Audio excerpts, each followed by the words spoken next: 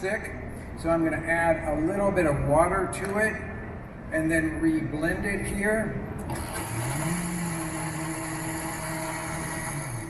And that looks pretty good to me. Okay, so we're at a stage now where we can, thank you, where we'll pour our salsa in here. I have to say, this salsa is like kind of my jam. So I tasted and I'm like, oh yeah, that's it. That's exactly what I want to have here. Okay, so we're going to move on now to the other ingredients that are going to be used with this, and then we're going to grill the, let me see what my temperature seems good here. So we have a couple of other things that are in line here. First of all, both these preparations, of course, will get the pineapple, the grilled pineapple. So I'm going to take a couple of these pieces of pineapple and chop them up. I like to cut around the central core, like that. Put the core to the side, and then just cut little strips, little fat, blunt batons of the pineapple to go with both presentations. Second thing that we're going to talk about, we'll go with the tacos al pastor, not with the fish version of this, and that's going to be the grilled red onion. So I've got some of that to chop up. I mean, we're working here on grill pans, but that's because of where you have found me today. Usually I would be working over a live fire charcoal because that's what I think gives the best flavor.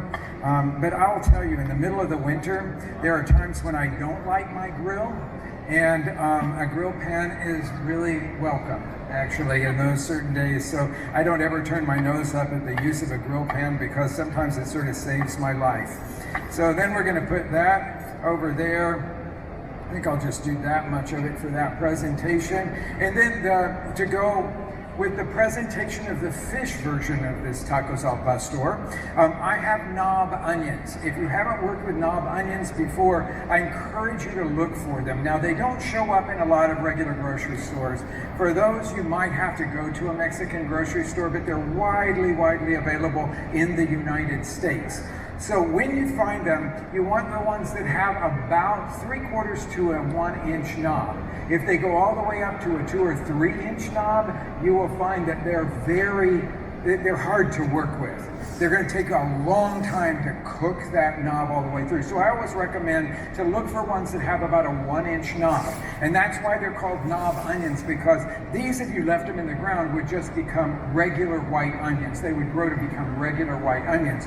So the little bulb is starting to form there, but then it's picked before it has the chance to form completely. So for this one, I'm going to cut the knob off and then slice that across, and then take the rest of that green part of it and a little bit there. Take the rest of the green and cut that across as well, because I like the whole thing. I like all parts of it. When you go to a Mexican taqueria in Mexico, everybody always orders the grilled knob onions to eat alongside their tacos. And they will always serve it with a lime. You'll see how I'm going to work with the lime here in a second, but they always squeeze lime on it and sprinkle salt on it. So we've got that.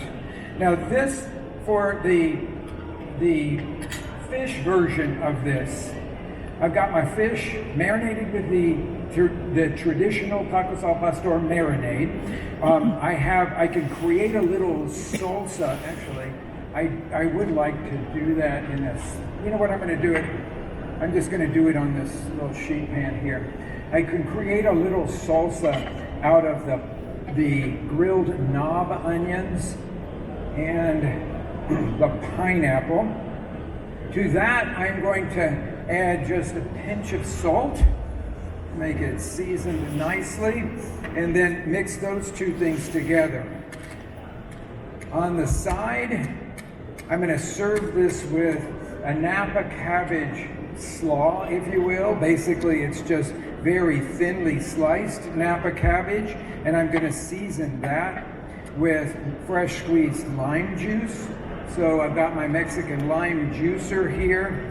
Squeeze that lime over it. This crushes the lime skin at the same time it squeezes out all the juice. So it makes the lime juice taste more like lime, because in the skin is where all the lime flavor is, and those essential oils. The reason that we often take the